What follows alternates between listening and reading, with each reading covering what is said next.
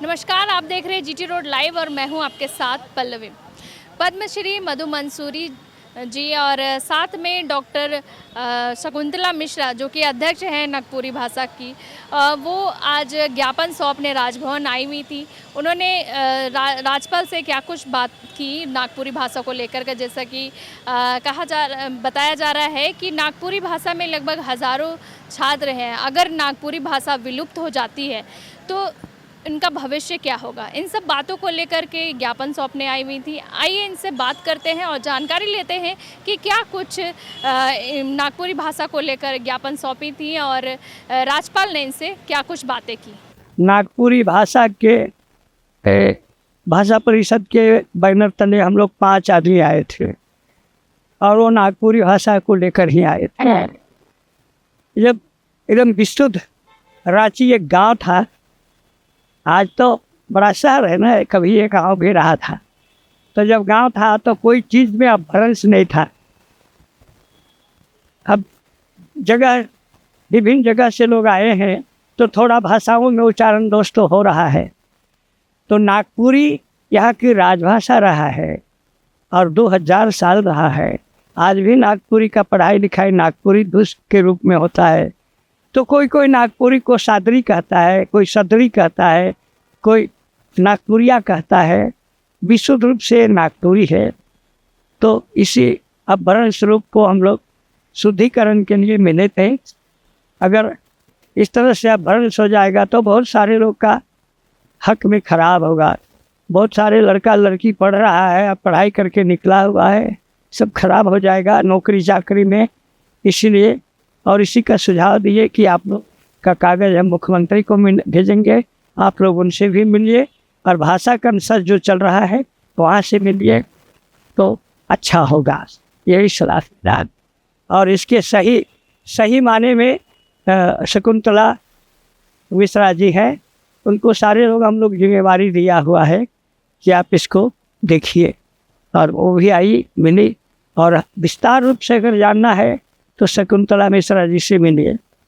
पद्मश्री मधु मंसूरी जी और साथ में शकुंतला मिश्रा भी हैं, जो उन्होंने नागपुरी भाषा को लेकर आज राजभवन ज्ञापन सौंपने के लिए आई हुई थी। तो क्या कुछ मामला है मैम, इसके बारे में बताओ। मैं डॉक्टर शकुंतला मिश्र, मैं नागपुरी भाषा परिषद की महासचिव हूँ। और नागपुरी भाषा परिषद 1960 ईस्वी से ही नागपुरी भाषा के विकास के लिए, चाहे वह पठन पाठन के क्षेत्र में हो या तो कला संस्कृति के क्षेत्र में हो, लगातार जूझता रहा है। और आज अगर नागपुरी यहाँ तक पहुँची है उसका बहुत बड़ा श्रेय हमारे अगुआ लोगों को जाता है, जिन्होंने नागपुरी भाषा परिषद के माध्यम से धरना किया, प्रदर्शन किया। और आज नागपुरी भाषा जेपीएससी जो झारखंड की सर्वोच्च सेवा है तो उसमें पढ़ाई जाती है। नागपुरी भाषा की पढ़ाई 1980 ईस्वी से जनजाति क्षेत्रीय भाषा विभाग में स्थापना के बाद से शुरू की गई और विधिवत पढ़ाई 81 शुरू हुई। लेकिन आज 45 वर्ष बीत गए हैं। 45 वर्ष बीतने के बावजूद आज भी नियुक्तियां सही ढंग से नहीं हो पाई हैं। यह 2 बार नियुक्तियां निकाली गई और दोनों बार कैंसिल हो गई। झारखंड का दुर्भाग्य है कि यहाँ जब वैकेंसी आती है विद्यार्थी भरते हैं, अभ्यर्थी पढ़ाई करते हैं, या तो कैंसिल हो जाता है या इंटरव्यू के बाद कैंसिल है या परीक्षा के बाद कैंसिल है। अब कोर्ट जाना है, फिर पुनः पढ़ाई में लग जाना है। तो कई लोगों की तो उम्र सीमा ही समाप्त हो जाती है। तो हमारी एक मांग यह भी है कि नियुक्तियां सही समय से हर साल हों और विद्यालय और विश्वविद्यालय में नियुक्तियां विधिवत रूप से की जानी चाहिए, जो बिल्कुल ही नहीं हुई हैं प्राध्यापकों की। कॉन्ट्रेक्चुअल के भरोसे अभी विश्वविद्यालय चल रहा है, तो वह सही अस्थायी नियुक्ति होनी चाहिए। इस पर संज्ञान लें, हमारा आग्रह था उनसे। दूसरी और सबसे बड़ी महत्वपूर्ण बात कहें हमारी नागपुरी भाषा के लिए है, दुर्भाग्य की बात है कि यह जो आप लोग देख रहे हैं नागपुरी भाषा के परिषद की ओर से जो ज्ञापन दिया गया है, इसमें हमने इस मुद्दे को उठाया है कि भारत सरकार द्वारा जारी जो राष्ट्रीय जनसंख्या रजिस्टर अद्यतन कार्य जिसे बोलते हैं, एनपीआर के नाम से भी जाना जाता है, इसके लिए अनुदेश पुस्तिका 2020 में जारी की गई और अब जनगणना होने वाली है। तो अभी जनगणना नहीं हुई है, तब तक हमारे पास समय है। जब जनगणना होगी तब इसके अनुसार बहुत भ्रमित हो जाएंगे जो नागपुरी को मातृभाषा के रूप में इस्तेमाल करते हैं। इसमें 2 कोड दे दिया गया है, 188 में और एक 231 में, अलग अलग कोड दे दिया गया। इसमें नागपुरी भाषा को लिख दिया गया है सदन और सादरी, 2 नाम दे दिए गए एक कोड में, जो कि सदन तो कोई भाषा है नहीं और सादरी भाषा नागपुरी का ही पुकारू नाम है। और एक कोड में लिख दिया गया है नागपुरिया, जो कि नागपुरिया तो विशेषण है, उसको कहा जाता है जो नागपुरी बोलने वाले को या नागपुर क्षेत्र में रहने वाले को नागपुरिया, लेकिन इसमें उसको अलग कोड दे के बना दिया गया है। तो जब जनगणना होगी तो बाधित होगी, इन 2 भ्रमित कोडों के द्वारा वो बाधित हो जाएगी जनगणना। तो गांव वाले कभी कुछ बोल देंगे, कभी कुछ बोल देंगे, क्योंकि पुकारू नाम के रूप में वे नागपुरी को सदानों की भाषा है, मूलवासी जो सदान है उनकी भाषा है, तो वो या तो इसे सदानी नाम से जानते हैं या सादरी, तो वो सदानी या सादरी में भर देंगे। और जब यहाँ बच्चे जो डिग्रियाँ पा के निकलेंगे वो नागपुरी में निकलेंगे।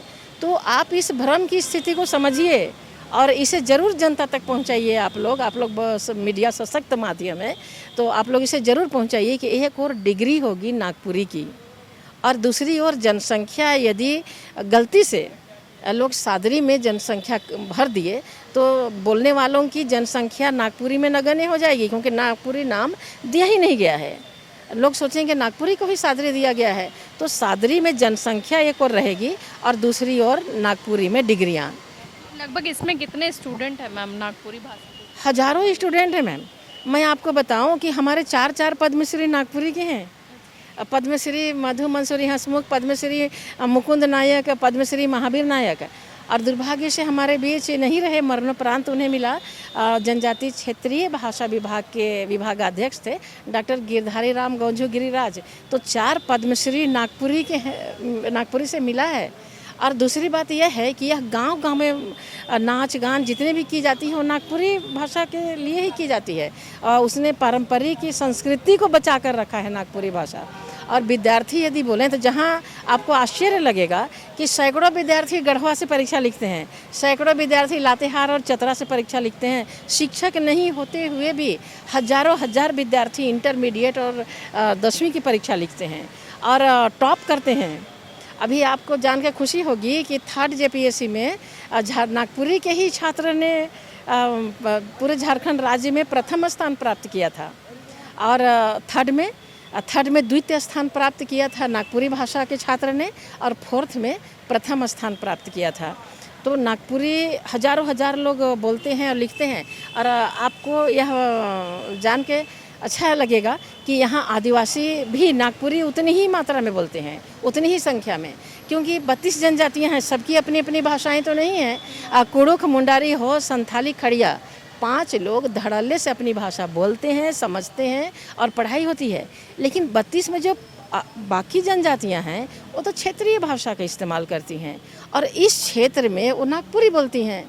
तो इस क्षेत्र में जितने भी बच्चे हैं, आप RTI करके देख लीजिए विश्वविद्यालयों में कि जितने भी छात्र पढ़ते हैं इस क्षेत्र में नागपुरी जनजातीय बच्चे पढ़ते हैं, क्योंकि वो कुड़ुख, मुंडारी और खड़िया नहीं जानते हैं। या जितने भी पास करते हैं, इस बार भी नागपुरी से JPSC पास करने वालों को देख लीजिए, जनजातीय लोगों की संख्या ज़्यादा है। तो आप अगर सोचेंगे कि हम नागपुरी भाषा को किनारे करके जनजातियों का विकास कर सकते हैं तो संभव नहीं है, क्योंकि जनजातियों की भी मातृभाषा नागपुरी है। और इसीलिए सदानी और सादरी नाम को मानक नहीं माना गया, क्योंकि सद से सदानी, सद से सादरी, वो सिर्फ सदान का बोध कराती है, सदानी हो या सादरी। लेकिन नागपुरी है पूरे क्षेत्र का बोध कराती है, नागपुर का बोध कराती है, छोटा नागपुर का बोध कराती है। तो जो भाषा क्षेत्र की भाषा है उसे हम सिर्फ सदानों की भाषा तो नहीं बोल सकते हैं। तो इसे नागपुरी नाम सर्वोत्तम समझना चाहिए। सरकार ने सही माना है इसे, लेकिन हम अभी विकास नहीं करेंगे। हमारे माननीय मुख्यमंत्री इस पर संज्ञान नहीं लेंगे तो कब लेंगे।